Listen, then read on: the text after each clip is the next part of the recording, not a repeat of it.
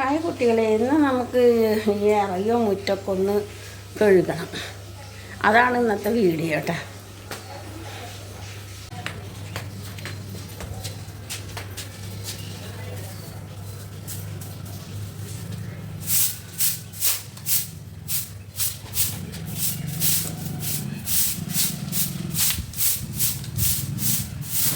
ഇവിടെ കാരട്ടും പൊടിയൊന്നും അധികം ഉണ്ടാവില്ല, മരങ്ങളൊന്നും ഇല്ലല്ലോ. ഇതൊക്കെ എൻ്റെ ബബുലുവിൻ്റെ പണിയാണ്. ആൾക്ക് എന്തെങ്കിലും ഒരു കവറ് കിട്ടി അങ്ങനെ കടിച്ച് മുറിക്കി അങ്ങനെ ഇടണം.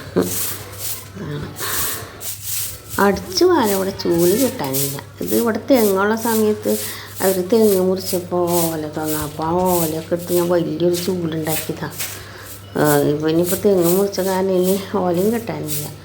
ഈ ചൂല് ബബുലും എടുത്തിട്ട് അതിൻ്റെ ഒക്കെ മൊത്തം കടിച്ച് കളഞ്ഞത് ഇങ്ങനെയാണ്. ഇപ്പോൾ ഇതുകൊണ്ടാണ് ഇപ്പോൾ അടിച്ച് വരുന്നത്.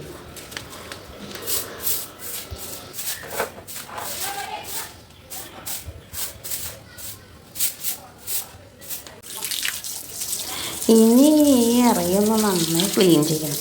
ഇവിടെ ബബുല് കിടന്നിട്ടേ നിറയെ അവൻ്റെ രോമാണ്.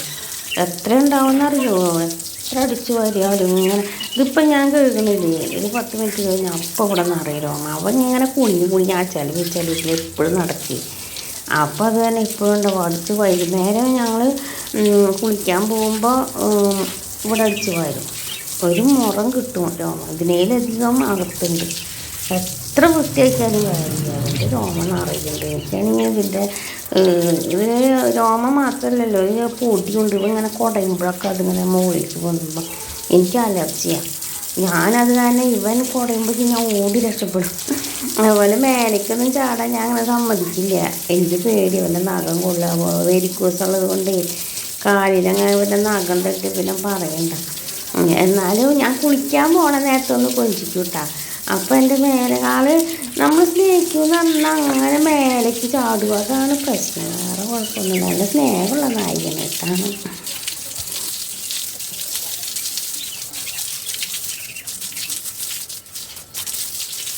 ഞാൻ ഈ മുറ്റം കഴുകുമ്പോൾ എപ്പോഴും ഞാൻ മറ്റേ മതിലും ഗേറ്റൊക്കെ കഴുകണ്ടെന്ന് പറയുമ്പോൾ എപ്പോഴും ചാടി കയറിയിട്ട് അവിടെ അഴുക്കുണ്ടാവും.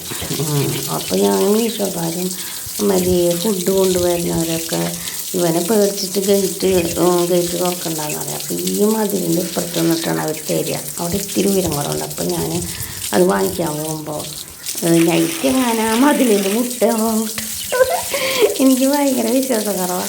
അപ്പോൾ ഞാൻ എന്തെങ്കിലും എപ്പോഴും ഞാൻ ഈ മതിലും ഗേറ്റ് എൻ്റെ അവിടേക്കൊന്നും ഞാൻ അധികം അങ്ങനെയൊക്കെ ചെയ്യാൻ പോവില്ല. കാരണം ഇവനെ കുളിപ്പിച്ചിട്ട് ഇവിടെ കെട്ടിച്ചാണ് അവനെ ഉണക്കി ആ മെഷീൻ വെച്ചിട്ട്. അപ്പോൾ ഈ രോമം അങ്ങനെ 3 വന്നിട്ട് പറക്കണം കാണാം. ഇപ്പം ഈ ടൈലില്ലേ, ടൈലിൻ്റെ ഉള്ളിൽ ഫുള്ള് പിന്നെ രോമാണ്. എത്രയുണ്ടെന്നറിയോ?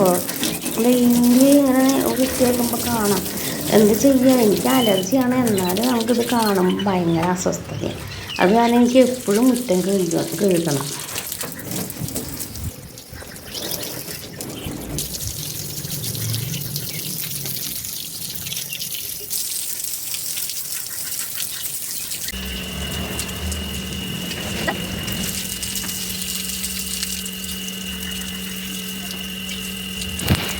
ഓസ് എടുത്താലേ അവന് ഭയങ്കര വെള്ളം ദാഹമാണ്.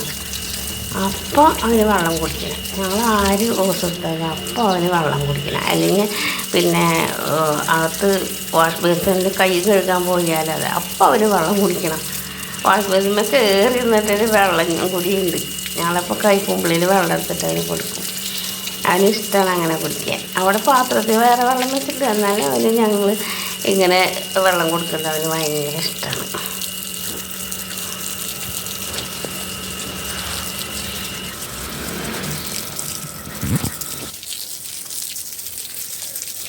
പാവം എപ്പോഴും പിന്നാലെ ഇങ്ങനെ നടക്കും. വേറെ എന്താക്ക് ജോലിയല്ലേ. അപ്പം മുറ്റടി എല്ലാം ഇവിടെ ക്ലീനായിട്ടുണ്ട്.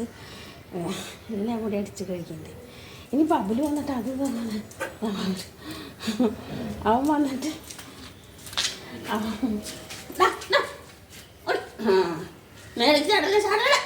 അടി കിട്ടും.